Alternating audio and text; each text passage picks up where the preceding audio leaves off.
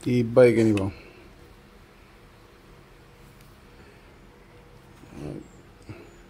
Unsa na siya, lithium ion impact drill, 12 volts sa wadfo. Yan siya yung battery, 12 volts, sold separately. Basag balay, kabit niyo mo siya din. Then modes tayo, safety na stunga di mo ti. Reversible pag yun siya.